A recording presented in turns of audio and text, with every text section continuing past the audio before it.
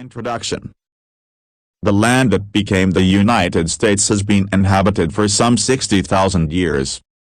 The first people to live on the land were hunters who most likely migrated to North America from Asia.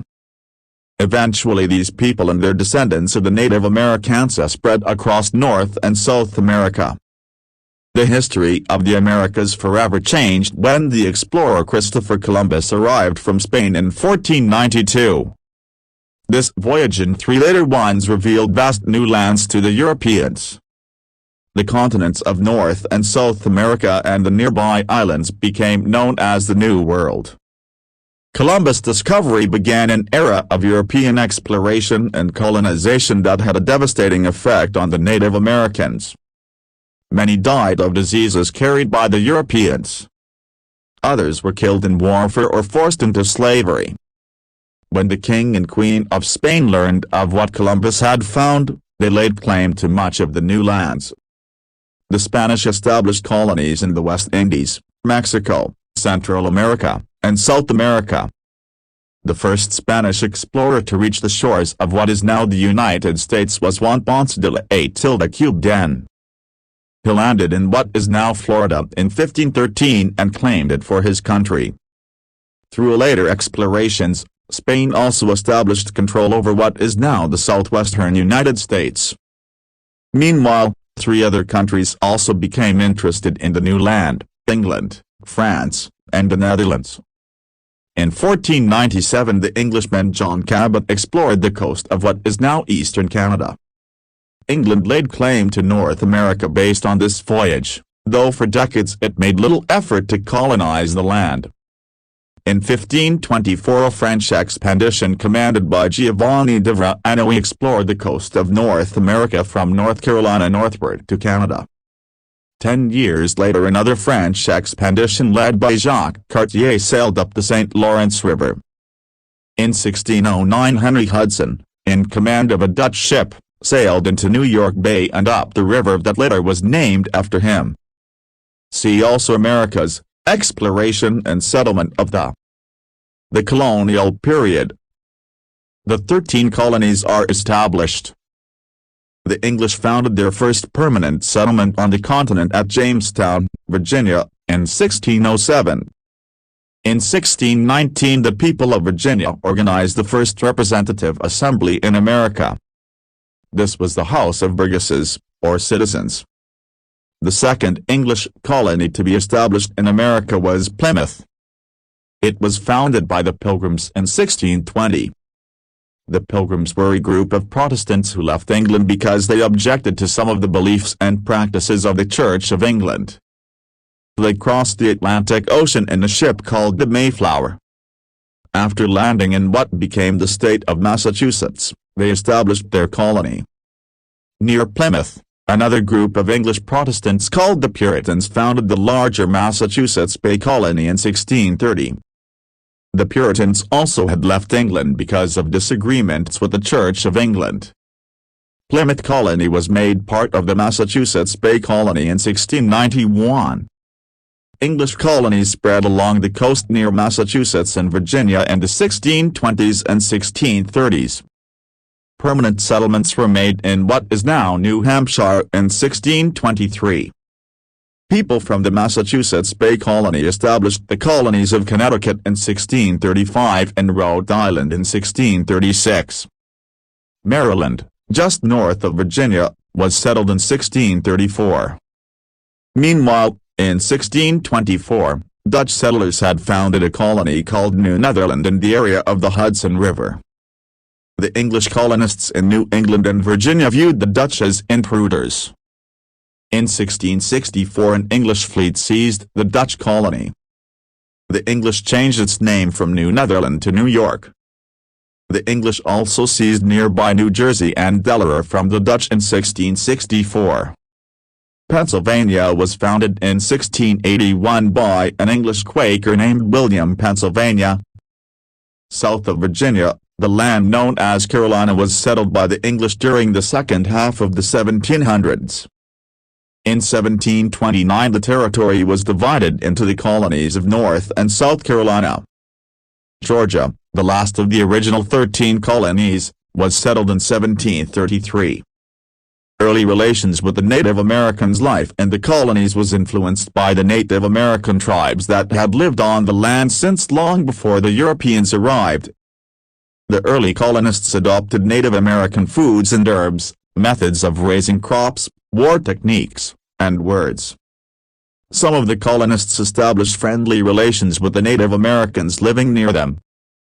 Over the years, however, the interaction between the colonists and the Native Americans turned more often to conflict.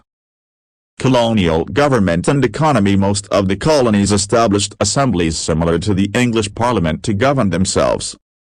Only citizens who owned property or paid taxes, however, were allowed to vote or to become a member of the assembly. In New England, where most of the people lived in villages and towns, local government was conducted in town meetings. In the South, where most people lived on large farms and plantations, the county was the basis for local government. Most of the early colonists were farmers because they had to grow their own food. In time, however, the living patterns of the colonists changed. In New England, people turned their land over to livestock raising and began lumbering, shipbuilding, and fishing industries. In the South, colonists grew tobacco, rice, and indigo, which they traded with other colonies and with England. The large plantations in the South were worked by enslaved peoples brought from Africa. The colonists of New York, New Jersey, and Pennsylvania grew grains for their own use and for export. Expansion of the colonies. Along with economic development, the colonies steadily made gains in such areas as religious freedom, education, travel, communication, and self-government. These advancements led to rapid population growth. In 1700, about 250,000 people lived in the 13 colonies. By 1760, this number had reached nearly 1.7 million. Many of the newcomers had come from Scotland, Ireland, Germany, and France. Part of the population growth, however, was due to huge increases in the number of African slaves brought to the colonies. By 1765, for example, blacks outnumbered whites in South Carolina by about 2 to 1. As the population of the colonies grew, people began to expand their settlements westward. This brought them into conflict with the Native Americans already living in the territory. The colonists and the Native Americans often fought for control of the land. In nearly every struggle, the outcome was the same. The Europeans pushed the Native Americans farther and farther from their homelands. The expansion of the colonies also heightened tensions between the English and the French. French people had settled in the St. Lawrence Valley, the Great Lakes region, and the Mississippi Valley. The English and French soon came into conflict over fishing rights, the fur trade, and Native American alliances.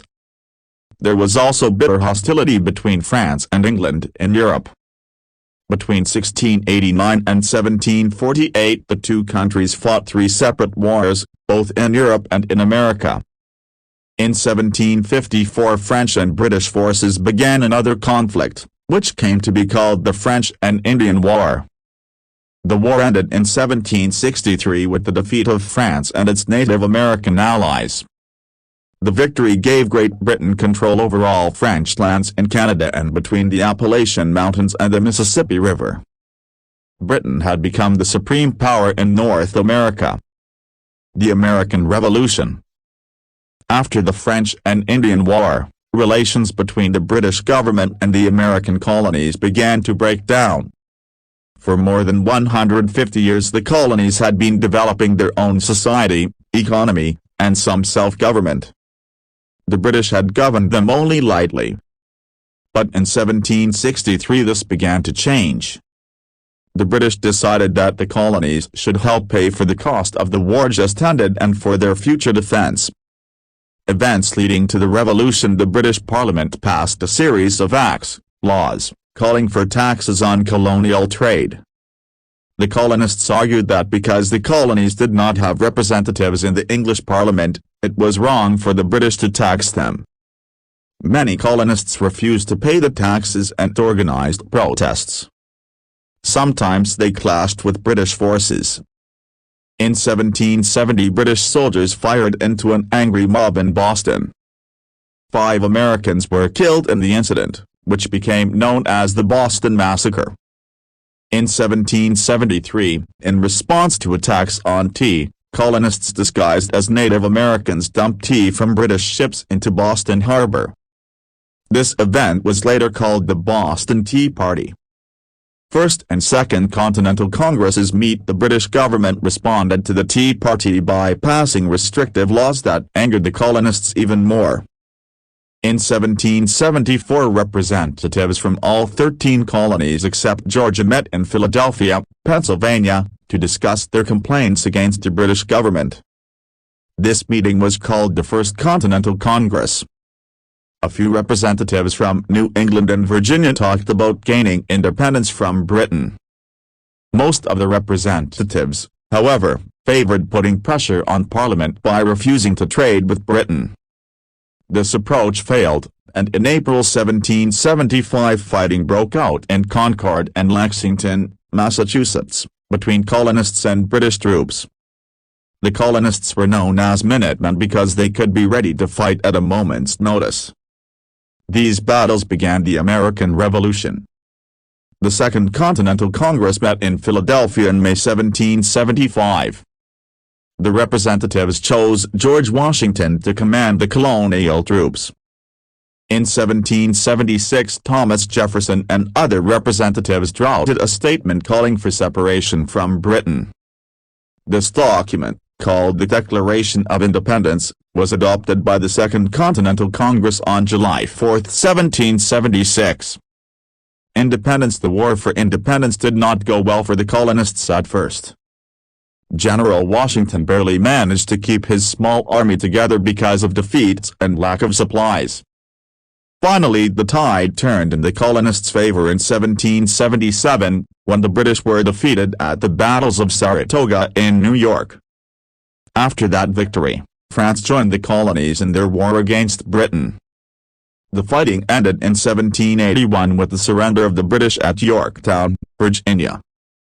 By the Treaty of Paris in 1783, Britain recognized the independence of the American colonies.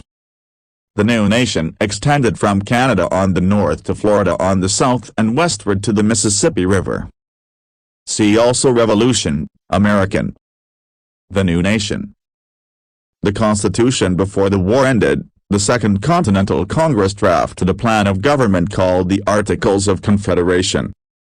The Articles, adopted in 1781, provided for a loose union of states and kept most of the powers of government for the individual states. It soon became clear that the Articles were not adequate for governing the growing nation. In 1787, a convention was held in Philadelphia to amend the Articles of Confederation. Soon the representatives decided to draft an entirely new constitution. The new document was approved by the states in 1788 and took effect in 1789. The Constitution provided for a federal type of government, a union of states under a strong central government. The first 10 amendments to the Constitution, known as the Bill of Rights, were adopted in 1791. See also United States Constitution. The first elections under the new Constitution were held in 1789. George Washington became the first president.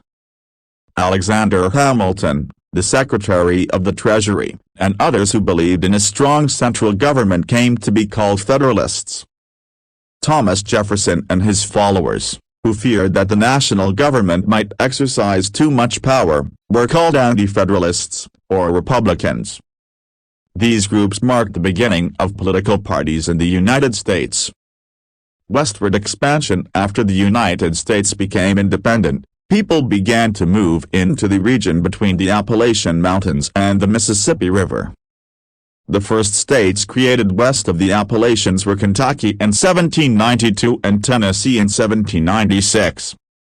Most of the people who lived in the West were farmers. They shipped their farm products down the Ohio and Mississippi rivers to New Orleans for shipping outside the country. At the time, New Orleans and the surrounding area were French territories. In 1803, Thomas Jefferson, who had been elected president in 1800, decided that the United States should buy New Orleans and the land along the lower Mississippi River from France. In a surprise move, France agreed to sell all of its land west of the Mississippi to the United States for about $15 million. This land was known as the Louisiana Territory, and the deal was called the Louisiana Purchase. It nearly doubled the size of the United States. Between 1804 and 1806, Meriwether Lewis and William Clark led an exploration of this territory, see Lewis and Clark Expedition. The movement into the lands west of the Appalachians then became a flood. The United States also expanded to the south.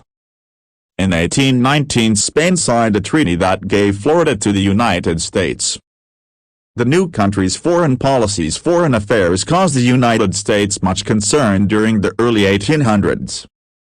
Wars between Britain and France interfered with U.S. trade. To make matters worse, the British began stopping U.S. ships to search for British seamen who had deserted. Sometimes they forced U.S. sailors to serve on British ships.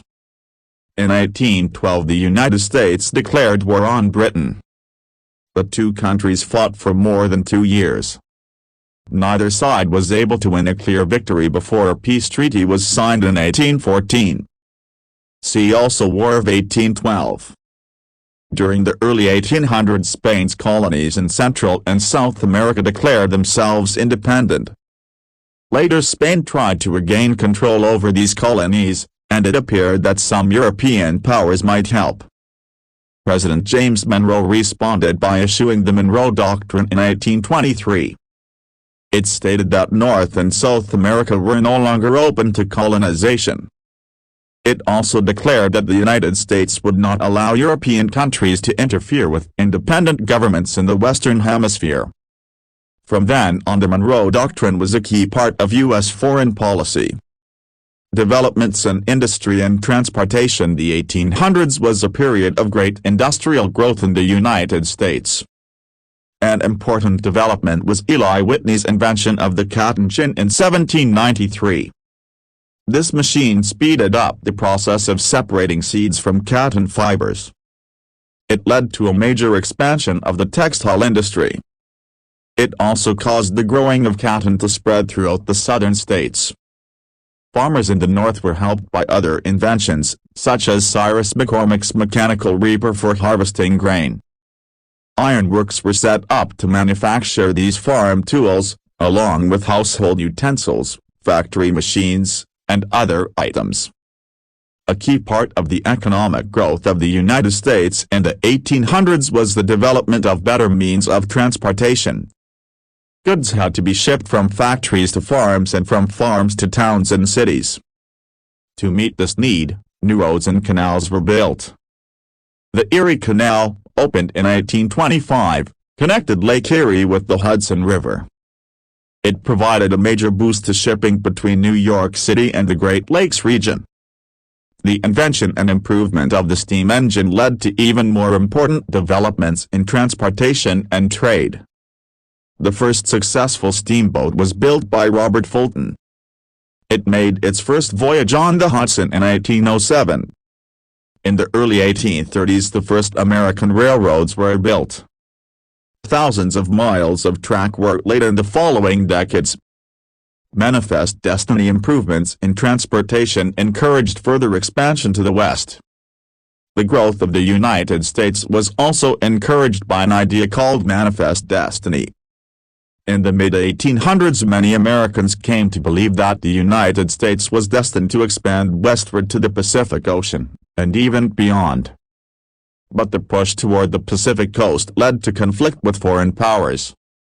Mexico owned Texas, California, and much of the Southwest. The British had a strong claim to Oregon. In each case, Americans first penetrated and then won complete control of the area. The conquest of the Mexican territories began in Texas. In 1836, Americans who had settled in Texas revolted against Mexican rule and declared their independence. 9 years later, Texas became part of the United States. The addition of Texas to the United States led to a conflict known as the Mexican War, which lasted from 1846 to 1848. After Mexico was defeated, the United States took possession of Texas, California, and almost the entire Southwest. The discovery of gold in California in 1848 attracted tens of thousands of newcomers to the Pacific coast. Meanwhile, pioneers had begun following the Oregon Trail to the Pacific Northwest. Heavy migration to Oregon won the region for the United States. In 1846, the United States and Britain agreed on the boundary line between British Canada and the United States. The country divides and reunites. Dissension in the Union. The westward expansion of the United States heightened tensions over the issue of slavery. The growth of cotton and tobacco plantations in the South had made the Southern economy increasingly dependent on slave labor. Meanwhile, many Americans, especially in the northern states, began to oppose slavery. They wanted to abolish the practice because they thought it was wrong. By 1804, all of the states north of Maryland had abolished slavery. See also Abolitionist movement. This difference of opinion regarding slavery led to conflict when the new Western territories began to apply for admission to the Union, the United States. When Missouri asked to be admitted as a slave state, one that allowed slavery, the northern states objected. In 1820, Congress reached an agreement known as the Missouri Compromise. Missouri entered the Union as a slave state and Maine entered as a free state, one that prohibited slavery. In addition, slavery was prohibited north of the southern border of Missouri. Another compromise over slavery came in 1850.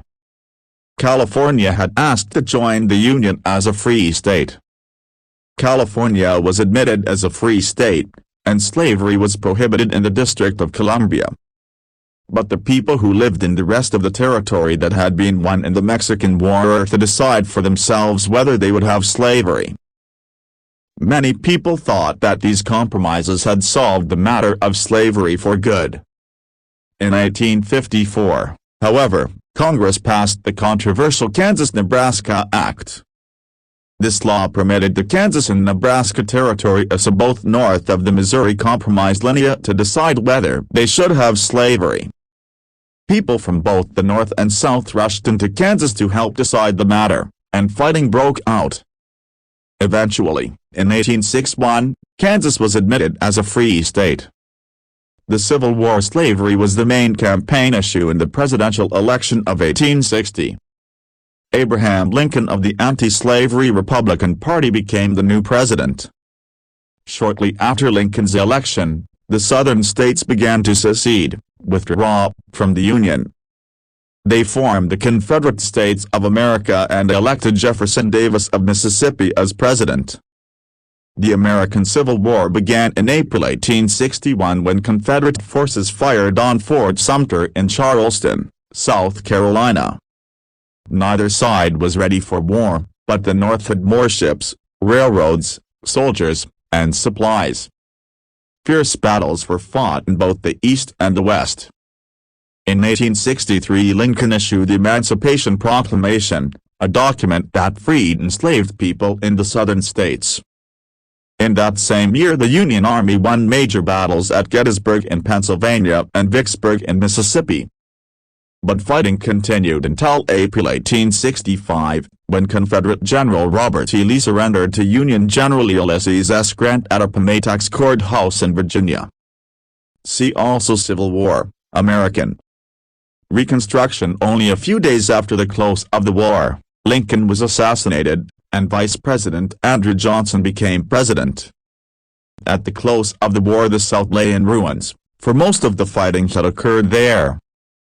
Nevertheless, the Republicans who controlled Congress after the war still wanted to punish the southern states for leaving the Union. The South was placed under military rule, and new state governments were formed. The new governments were made to accept the 14th Amendment to the Constitution, which provided citizenship to all of the former enslaved people. The southern states were readmitted to the Union between 1866 and 1870. In the decade after the war, plantation farming by enslaved people was replaced by the sharecropping system. Sharecroppers farmed a piece of land owned by someone else in return for a share of the crops that they produced. The very low incomes provided by the system forced on blacks a miserable existence that was little better than slavery. This difficult period of political, social, and economic changes in the South after the Civil War is known as Reconstruction. Growth of the nation. The population of the United States in 1880 was slightly more than 50 million. In 1900 it was almost 76 million, a gain of more than 50%. Much of the population increase was due to millions of immigrants who entered the country during this period. They sought new jobs and new homes in a prosperous land. Many came from Northern or Western Europe, as they had since the earliest days of the Republic. Beginning in the 1890s, however, the majority of the immigrants arrived from Southern or Eastern Europe, largely Italy, Poland, Greece, and Russia. Most of them settled in big cities such as Boston, New York City, Philadelphia, and Chicago. Many other Americans moved from farms to cities during this period as well. Movement to the west. As the cities grew, other Americans continued moving westward across the vast, mostly unpopulated plains in the country's heartland. Some sought mineral wealth. In the 30 years after the discovery of gold in California, prospectors found gold or silver in every state and territory of the far west. Others began to raise cattle on the open ranges of such states as Texas, Kansas, Nebraska, and the Dakotas. The expansion of the railroads provided a way for the cattle ranchers to ship their goods to the east and west. The first railroad to cross the entire country was completed in Utah in 1869. Treatment of Native Americans. The government had set aside large tracts of land in the West for the use of Native American tribes. But these lands were invaded during the westward movement of the prospectors, cattlemen, farmers, and railroads. By 1870 these invasions had resulted in the outbreak of a series of savage wars between the Native Americans and the white settlers. By the late 1880s most Native Americans had been forced off their lands and onto reservations. The final defeat of the Native Americans came in the Battle of Wounded Knee in South Dakota in 1890. Industrial development. The movement of people from farms to cities was a sign of the tremendous industrial growth in the United States during the late 1800s and early 1900s. People went to the cities to work in the rapidly expanding factories.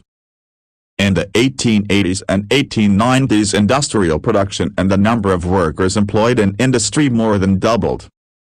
Many factors combined to produce this burst of industrial activity.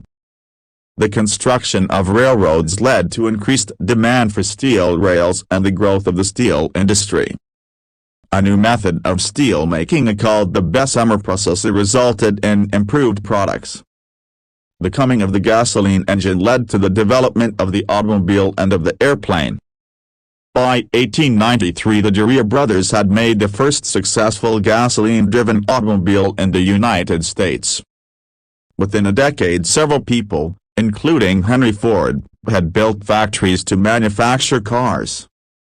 In 1903 Orville and Wilbur Wright made the first successful flight in an airplane. The production of aircraft had just started when World War I began in 1914. Advancements in manufacturing procedures during this period made factories much more productive. In 1913, for example, Henry Ford introduced the assembly line method of making cars. In this method each worker performed only one step in the manufacturing process. Splitting up the work in this way is known as the division of labor. By the beginning of the 1900s factories were producing all sorts of goods, from locomotives and farm machinery to household utensils. Through developments in transportation and sales techniques, all kinds of goods and services became available to almost everyone. This industrial activity was led by a group of powerful businessmen. The best known were Andrew Carnegie and John D. Rockefeller. They were among the first people in the United States to organize business on a large scale. Carnegie made a fortune as the leader of the enormous expansion of the steel industry. Rockefeller grew wealthy after founding the Standard Oil Company, which dominated oil production in the United States. Reform movements as industry developed, competing firms began joining together to form large organizations capable of dominating an entire industry. These organizations were called trusts. Because they had no competition, trusts could control production within an industry and set high prices for their goods. Many people, including small business owners and workers, protested against the trusts. In 1890 Congress passed the Sherman Antitrust Act, which outlawed practices that allowed trusts to gain a monopoly, complete control, of an industry. In 1914 Congress created an agency called the Federal Trade Commission to prevent unfair methods of business competition. Even with the restrictions placed on industry, individual workers found it difficult to protect their rights as businesses expanded. To deal with this problem, workers joined together in labor unions. The first important national labor organization in the United States was the Knights of Labor, Coal, founded in 1869. In the late 1800s the American Federation of Labor, AFL, replaced the Coal as the country's most powerful union. The AFL brought together craft and trade unions, such as the Carpenters Union, into a loose federation. It worked for reforms such as the establishment of a shorter workday and work week. In the 1900s the AFL merged with another labor federation, the Congress of Industrial Organizations, CIO, to form the AFL-CIO. The labor movements also helped improve working conditions for women and children. Another victory for women in this period was the passage of the 19th Amendment to the Constitution. This amendment, adopted in 1919, gave women the right to vote. New territories in the second half of the 1800s the United States took over lands that lay far beyond its borders. In 1867 Russia sold Alaska to the United States for $7.2 million. In 1898 the United States claimed possession of the Hawaiian Islands in the Pacific Ocean. Alaska and Hawaii would be made states in 1959. In 1898 the United States and Spain went to war because of U.S. support for the independence movement in Cuba, which was then ruled by Spain. At the close of the war the United States gained control over Puerto Rico and the island of Guam. The United States also took possession of the Philippines after paying Spain $20 million. Cuba was granted independence. This conflict, known as the Spanish-American War, began the rise of the United States as a world power.